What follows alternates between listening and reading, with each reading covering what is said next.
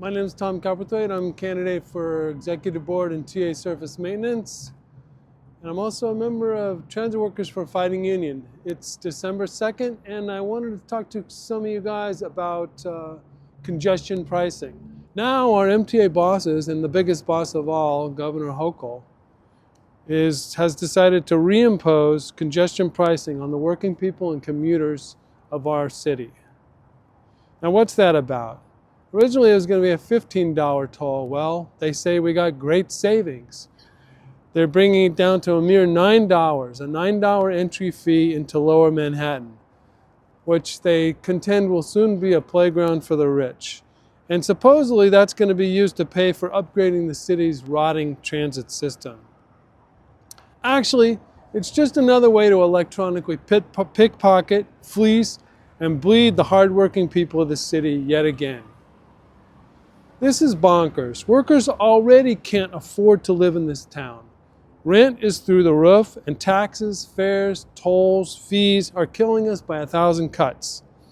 Have you tried eating in a restaurant lately, buying your groceries, paying your auto insurance? It's impossible. As we say in Brooklyn, forget about it. We in the Transit Workers for a Fighting Union have a slogan in our current campaign. We move New York. We should be able to afford to live here. But increasingly, transit workers can't afford to live here. And even in any of the far-flung corners of the 5 boroughs. Without working massive overtime, never seeing our families, ruining our health, we're sunk. And the MTA bosses and politicians from both parties are always pleading poverty and putting us against the riding public, and the public in general, who are hit with higher fares, higher fees, taxes on far-flung things like when you pay your internet bill. There's always an MTA fee on there. Well, we in the Transit Workers for a Fighting Union are unequivocally opposed to congestion pricing and any fare increases also.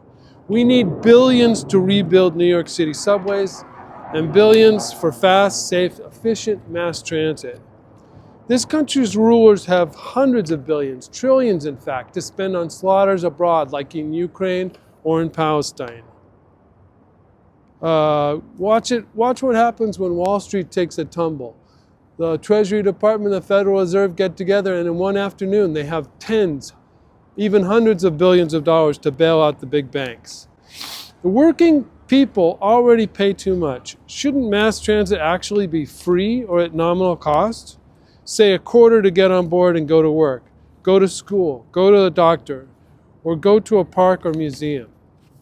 Well, that's actually the historic position of the founders of the Transport Workers Union.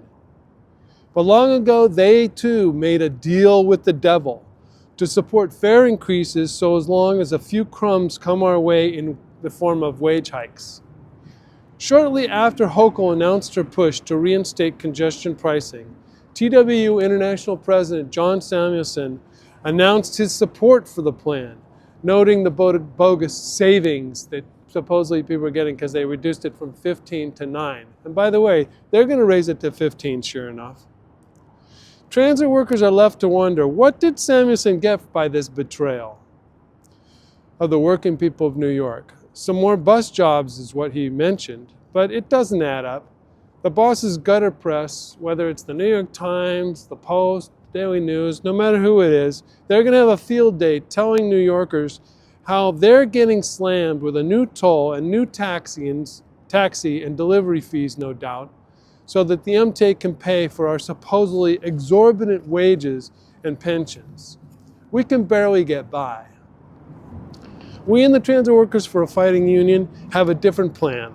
We will fight for ourselves and for all New Yorkers, demanding billions for mass transit and opposing both Democrats and Republicans who stand in the way of the working class.